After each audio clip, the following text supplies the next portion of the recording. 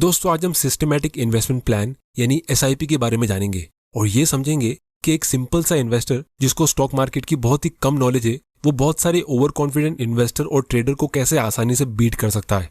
तो सबसे पहले हम जल्दी से ये समझ लेते हैं कि ये एसआईपी होता क्या है। तो दोस्तों ये एक बहुत ही सिंपल सा कॉन्सेप्ट है लेकिन उतना ही पावरफुल है। अब यहाँ पे आप एक म्यूचुअल फंड कंपनी को या कोई इन्वेस्टमेंट ऐप को एक इंस्ट्रक्शन दे के रखते हो कि आपका एक स्पेसिफिक अमाउंट एक स्पेसिफिक डेट में एक स्पेसिफिक म्यूचुअल फंड में इन्वेस्ट हो जाना चाहिए। जैसे मेरी एसआईपी होती थी 5 तारीख की, तो जब मुझे 1 तारीख को सैलरी मिलती थी तो इससे पहले कि वो कहीं और खर्चा हो जाए वो पैसा एसआईपी के जरिए इन्वेस्ट हो जाता। तो दोस्तों दिखने में ये काफी सिंपल कॉन्सेप्ट लग रहा होगा, लेकिन जब मैं आपको इसके मैजिक के बारे में बताऊंगा तो आपके होश उड़ जाएंगे। तो चलिए शुरू करते हैं। तो दोस्तों स्टॉक मार्केट में पैसे कमाने का एक काफी सिंपल रूल है कि हमें किसी स्टॉक को या म्यूचुअल फंड को सस्ते में खरीदना है और फिर उसे महंगे प्राइस पे बेच देना चाहिए, यानी buy when price is low and sell when the price is high. या फिर आपको तब ज्यादा इन्वेस्ट करना चाहिए जब मार्केट नीचे हो और जब मार्केट ऊपर चला जाए तो आपको तभी भी अगर इन्वेस्ट करना है तो आपको वो टाइम पे थोड़ा कम इन्वेस्ट करना चाहिए। लेकिन दोस्तों प्रॉब्लम ये है कि एक नॉर्मल आदमी जिसको इन्वेस्टिंग की ज्यादा नॉलेज नहीं है वो पता लगाएंगे कैसे कि मार्केट ऊपर जाने वाला है या नीचे जाने वाला है। इनफैक्ट एक नॉर्मल आदमी तो क्या, एक्सपर्ट्स भी सही तरीके से प्रेडिक्शन कर ही नहीं सकते कि आने वाले 6 महीने में या 1 साल में स्टॉक मार्केट कहाँ जाने वाला है। तो यहाँ पे एसआईपी का मैजिक काम आता है और इसको हम एक एग्जाम्पल के जरिए समझते हैं।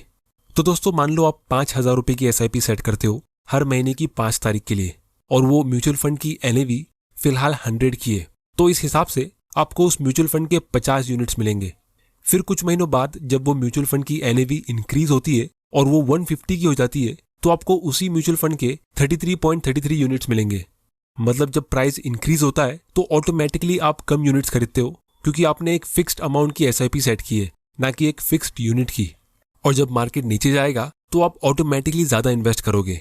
जैसे अगर मार्केट क्रैश होता है और आप अपनी एसआईपी कंटिन्यू रखते हो और मान लो आपके म्यूचुअल फंड की एनएवी नीचे गिर के 50 की हो जाती है तो आपकी वही 5,000 रुपए की एसआईपी से आपको इस बार 100 यूनिट्स मिलेंगे।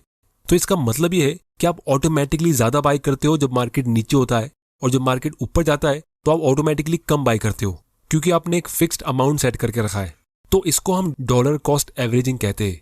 अब दोस्तों आपको अगर ये कॉन्सेप्ट अभी भी नहीं समझा तो मैं आप लोगों को इसका लाइव एग्जांपल दिखाता हूँ। अब ये एक म्यूचुअल फंड है जिसका नाम है JM Core 11 जो मार्च 2008 में लॉन्च हुआ था और इसके लॉन्च होने के टाइम पे इसका एनएवी था 10 का और अभी इसका एनएवी है 10.5 का। मतलब 12 साल में ये म्यूचुअल फंड सिर्फ 5% ऊपर गया है। मतलब सिंपल लैंग्वेज में अगर मैं कहूँ तो जिसने भी इस म्यूचुअल फंड के स्टार्ट में 1 लाख रुपए इन्वेस्ट किया 12 साल पहले तो उसके इन्वेस्टमेंट की वैल्यू आज सिर्फ और सिर्फ 1,05,000 की होती, जो कि सेविंग्स अकाउंट से भी ज्यादा बुरा परफॉर्मेंस हुआ क्योंकि 3-4% तो आपको कोई भी सेविंग्स अकाउंट से मिल ही जाता है, वो भी ईयरली। और अगर हम ये 5% की रिटर्न को CAGR में कन्वर्ट करेंगे तो ये सिर्फ 0.36 का होता है।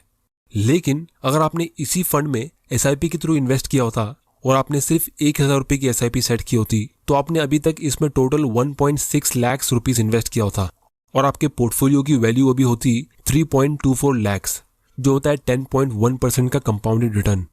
तो दोस्तों दोनों ही केस में म्यूचुअल फंड सेम है, टाइम होराइजन भी सेम है, बस इन्वेस्ट करने का तरीका थोड़ा अलग है।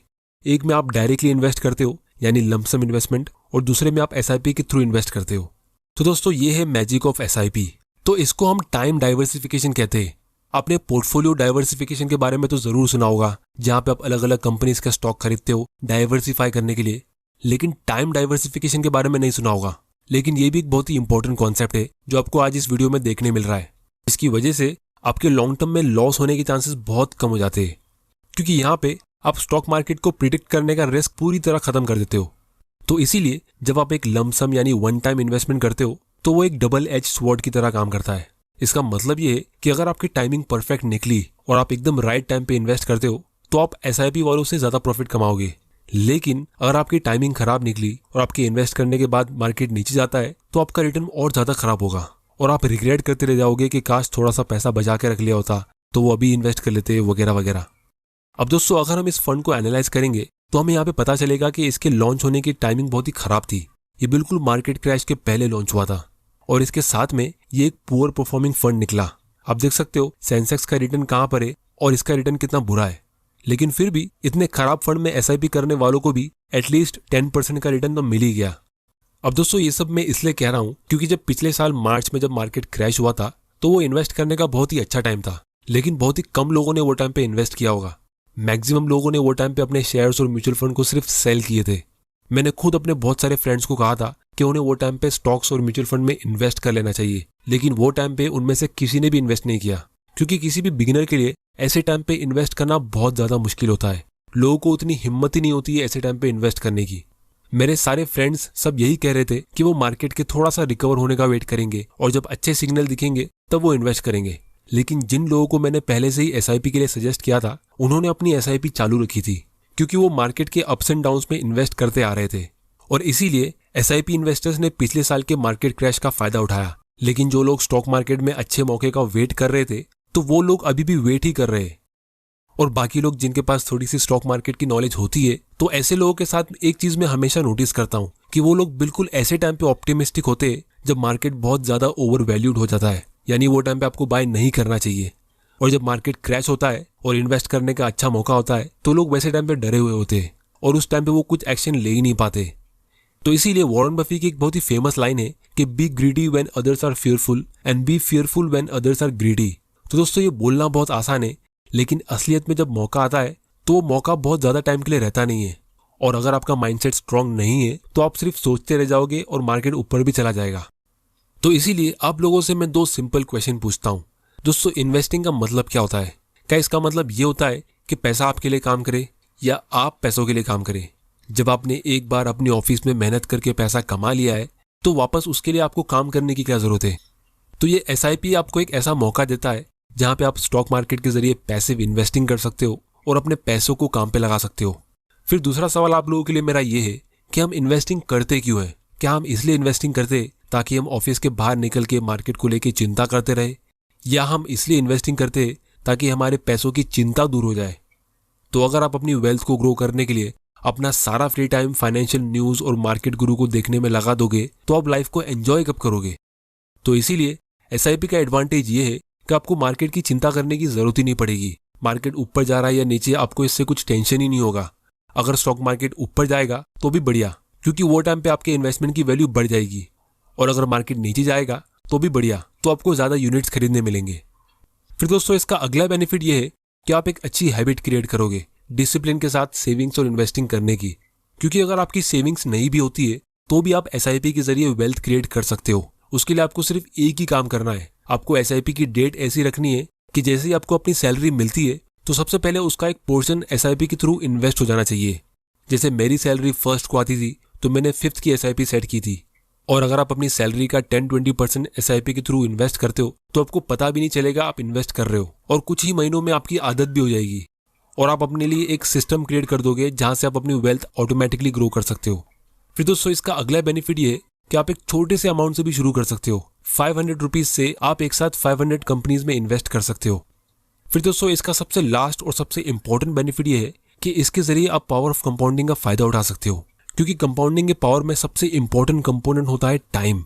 आपको ज्यादा टाइम तक इन्वेस्टेड रहना होता है कंपाउंडिंग के मैजिक को देखने के लिए। तो अगर आप अपनी 20s में एक छोटा सा अमाउंट इन्वेस्ट करते हो तो आप उसको लॉन्ग टर्म में कंपाउंड होते हुए देख सकते हो अपनी 30s और 40s में। और जो आदमी लेट इन्वेस्टिंग शुरू करता है अपनी 30s या 40s में, तो वो आपके छोटे से अमाउंट के मुकाबले डबल या 4 गुना ज्यादा भी इन्वेस्ट करेगा तो भी वो आपकी जितनी वेल्थ क्रिएट कर सकता ही नहीं है। इसकी ज्यादा डिटेल्स मैंने ये वाले वीडियो में डिस्कस की है, जिसकी लिंक आपको नीचे डिस्क्रिप्शन में मिल जाएगी।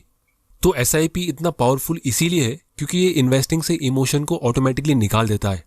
क्योंकि एक बार आपको एसआईपी सेट करनी है, उसके बाद मार्केट कैसा भी फ्लक्चुएट हो रहा हो, एसआईपी को उससे कुछ प्रॉब्लम होगी ही नहीं, वो ऑटोमेटिकली अपना काम करती जाएगी। फिर यहाँ पे आप मार्केट को टाइम करने के चक्कर में पड़ते नहीं हो।